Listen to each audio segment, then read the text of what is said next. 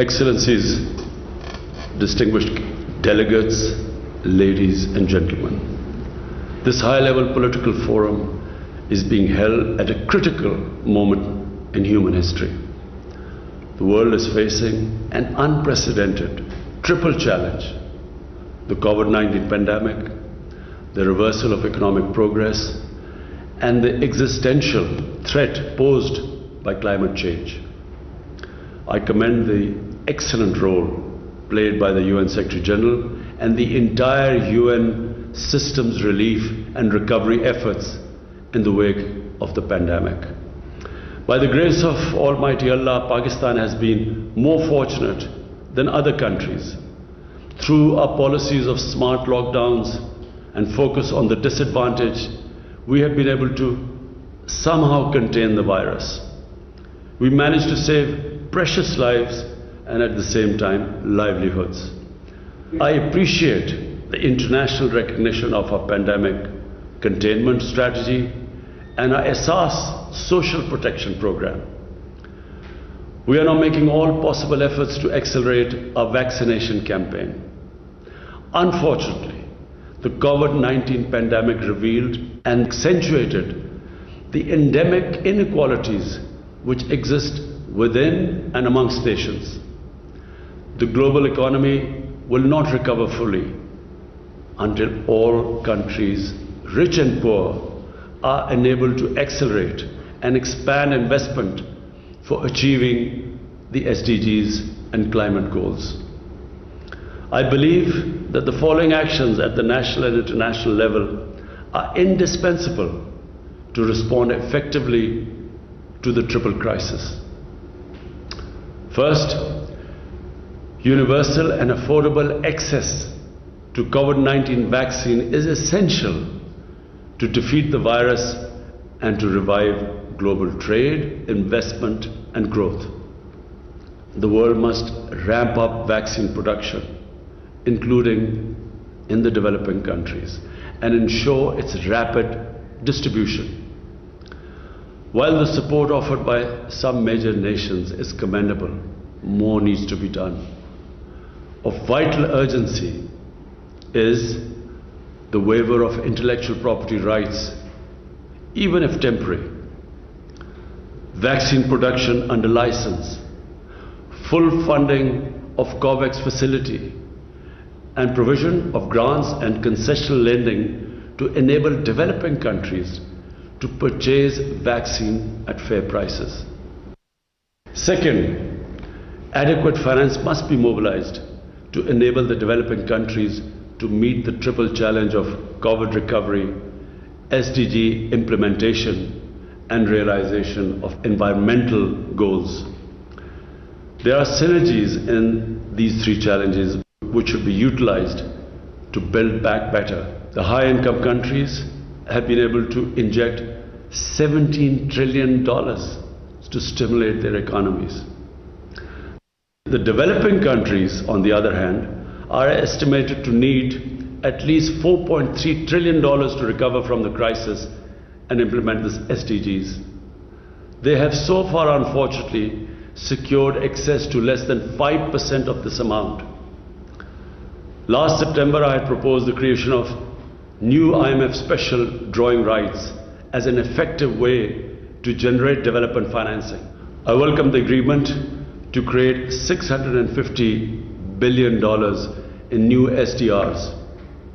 Yet the additional reserves created for the poorest countries will not provide anywhere close to the magnitude of the financial relief they require. It is therefore essential that the proposal of the IMF Director General that the high-income countries voluntarily reallocate a part of their unutilized IMF quotas, and this should be approved urgently. I hope that at least $150 billion will be reallocated to finance sustainable development projects and programs in developing countries through the IMF, World Bank, and other development banks and institutions. The restructuring of high-cost debt is another essential instrument to provide fiscal space and development finance for the affected developing countries. Any common framework for debt restructuring should not involve protracted negotiations that would defeat the purpose of the debt relief. At this critical time, commitments made to provide concessional and grant finance to developing countries, including the 0.7% ODA commitment and the advanced IDA 20 window of $50 billion must be fulfilled. Similarly, fulfillment of the commitment made by developed countries to provide $100 billion per year in climate finance is vital, including for the success of the COP26 in Glasgow. The accumulated climate finance commitment now amounts to over $1 trillion. The amounts offered for development, cooperation, including ODA, cannot be double counted as part of the climate finance commitment. At least 50% of the climate finance should be allocated for adaptation. It would enable developing countries to implement their climate commitments in accordance with the principle of common but differentiated responsibilities. Pakistan's landmark projects such as our Recharge Initiative and 10 billion tree tsunami project can benefit greatly from such support. Third, national and international development strategies should target sectors that enable developing countries to respond to the triple challenge. And these include COVID recovery, human development, social protection, renewable energy, sustainable agriculture, climate change, and digitalization. Investment in sustainable infrastructure, which impacts 92% of the SDGs, must be a central part of development strategies. The UN, with its unique convening power, should initiate a multi-stakeholder dialogue to mobilize the $1 trillion investment required annually in sustainable infrastructure. Moreover, the UN development system, including the SDG investment fair, can make a vital contribution in enabling developing countries to propose viable projects that can attract public and private investment. Fourth, the structural and systemic deficiencies of the international financial and trade architecture need to be addressed comprehensively and urgently. The international trade regime must provide all developing countries with equitable and preferential access to global markets.